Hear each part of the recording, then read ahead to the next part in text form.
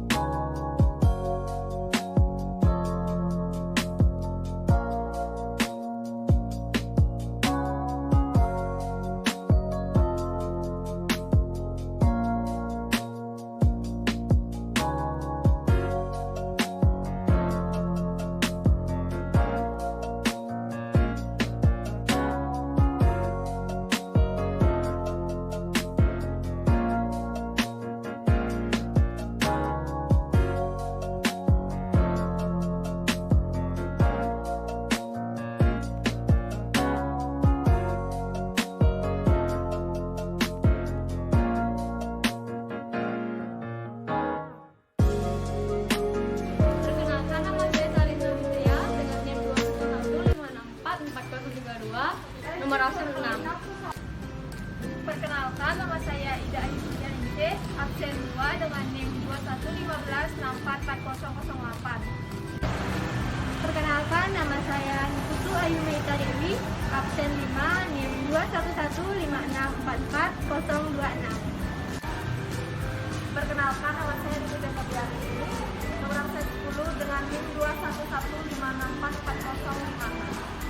Perkenalkan, nama saya Istri Ayu Amorita Pramadini dengan absen 15, NIM 2115644086. Perkenalkan, nama saya Dede Ayu Nadia Pradjasari, absen 26, NIM 2115644055.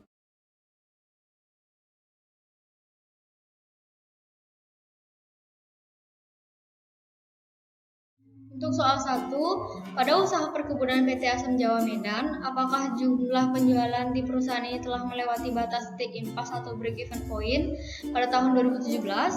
Lalu hitunglah BEP atas dasar kilogram dan penjualan. Bisa kita lihat pada laporan laba rugi PT Asam Jawa Medan, jumlah biaya tetap untuk memproduksi PCO dan kena adalah sejumlah 86.961.391.657 rupiah. Margin kontribusi sejumlah 151.912.036.673 rupiah.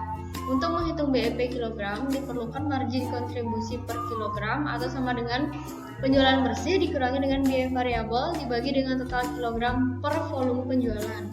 Margin kontribusi untuk tahun 2017 sebesar 151.912.036.673 dan volume penjualan 55.230.000 kg. Rumus menghitung BEP atas dasar kilogram yaitu BEP per unit sama dengan FC dibagi dengan MC per unit, di mana BEP merupakan volume penjualan pada BEP dalam kilogram, FC merupakan biaya tetap, dan MC per kg merupakan margin kontribusi per kilogram produk yang diperoleh dari rumus S dikurangi dengan FC, di mana S merupakan volume penjualan dikali dengan harga jual per kilogramnya dan FC merupakan biaya variabel per kilogramnya. Sehingga dari angka yang telah diketahui tadi mendapatkan hasil 31.616.231 kg. Rumus menghitung BEP atas dasar dalam rupiah yaitu BEP sama dengan FC per 1 min VC bagi S. BEP sama dengan volume penjualan pada BEP dalam rupiah. FC sama dengan biaya tetap dalam rupiah. VC sama dengan biaya variabel per kilogram dalam rupiah. S sama dengan volume penjualan kali harga jual per kilogram dalam rupiah. Setelah ditemukannya rumus, lalu masukkan angka-angka yang telah diketahui sebelumnya, maka didapatkan hasil sebagai berikut, yaitu 229.028.976 rupiah.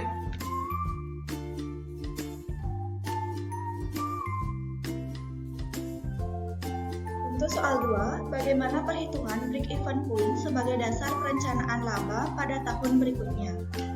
Alasan soal 2. Pada tahun 2018, perusahaan merencanakan kenaikan laba. Maka dasar pada perencanaan ini adalah analisis 2017 yang dilanjutkan dengan menentukan besar laba yang diinginkan pada tahun 2018. Besaran target laba mengacu pada rasio laba operasi pada tahun 2018, sebesar 13% lebih besar dari laba tahun 2017. Laba operasi tahun 2017 yakni sebesar Rp64.945.645.016 dan kenaikan laba yang direncanakan yakni sebesar 13% sehingga memperoleh hasil yakni Rp8.443.583.852. Laba yang direncanakan 2018 yakni laba operasi 2017 ditambah kenaikan 13% sehingga memperoleh hasil Rp73.394.228.868. Setelah ditemukannya rumus, lalu masukkan angka-angka yang telah diketahui sebelumnya, maka didapatkan hasil sebagai berikut, yaitu 460.466.942.456 rupiah. Maka untuk penjualan yang dihitung dalam kilogram dapat dihitung dengan cara sebagai berikut, yaitu dengan rumus penjualan dalam unit sama dengan FC ditambah laba yang direncanakan per MC dibagi unit. Dan setelah ditemukannya rumus, lalu masukkan angka-angka yang telah diketahui sebelumnya dan didapatkanlah hasil sebagai berikut, yaitu senilai 58.299.899 unit. Setelah semua perhitungan dilakukan, maka dapat disimpulkan dalam tabel sebagai berikut dan dilampirkan di grafik yang berisi data BEP, penjualan, dan laba. Yang dimana kondisi laba yang stabil dari tahun 2012 sampai 2017, penjualan dan produksi CPO dan kernel telah melewati BEP dengan baik, baik dari kilogram dan rupiahnya, serta penjualan dan produksi CPO dan kernel telah melewati BEP, baik dalam satuan kilogram dan rupiah, serta penjualan yang terus meningkat dari tahun 2012 sampai dengan 2017. PT Asam Jawa Medan adalah suatu perusahaan besar swasta yang bergerak di bidang perkebunan kelapa sawit dan industri pengolahan hasil perkebunan kelapa sawit yang menghasilkan minyak sawit. Hasil produksi ini kemudian dijual di pasar dalam negeri.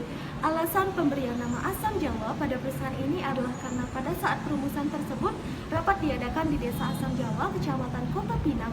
Perusahaan ini memiliki kantor pusat di Medan, sedangkan areal perkebunan dan pabrik berlokasi di Kecamatan Kota Pinang, Kabupaten Labuhan Batu. Kenapa kami memilih BEP sebagai objek dari pembahasan ini? Karena kami ingin membantu PT Asam Jawa Medan untuk membantu menganalisis jumlah penjualan CPO dan kernel. Apakah PT Asam Jawa telah melewati batas titik impas pada tahun 2017? Untuk menganalisis jumlah penjualan yang harus dicapai agar PT Asam Jawa mencapai perencanaan laba tahun 2018. Dan untuk menganalisis apakah perusahaan telah menggunakan BEP sebagai dasar perencanaan laba.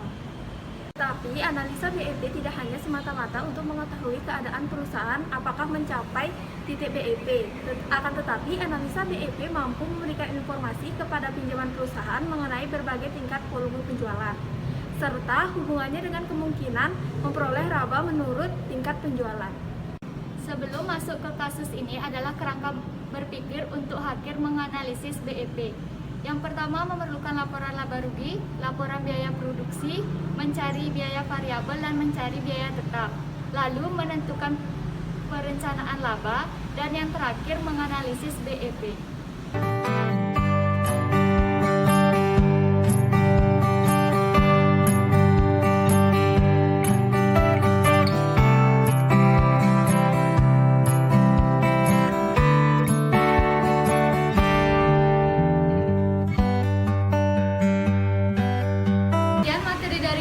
Jika ada kesalahan atau kekurangan dalam penyampaian materi dari kami mohon maaf. Sekian dan terima kasih. Kami tutup dengan Parama Santi. Om Santi Santi Santi Om.